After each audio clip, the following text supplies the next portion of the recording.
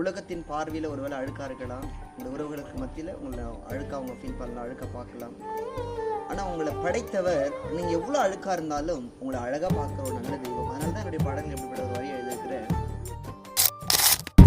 உலகத்தின் பார்வையிலே நான் அழுக்காக இருந்தேன் ஐயா, உந்தனின் பார்வையில் மட்டும் அழகாக தெரிந்தேன் ஐயா. அழுக்கென்று தூக்கி எறியாமல் அழகென்று அணைத்து கொண்டீரே, அழுக்கென்று தூக்கி எறியாமல் அழகென்று அணைத்து கொண்டீரே. உயவனே நீர் என்னை தொடனுமே,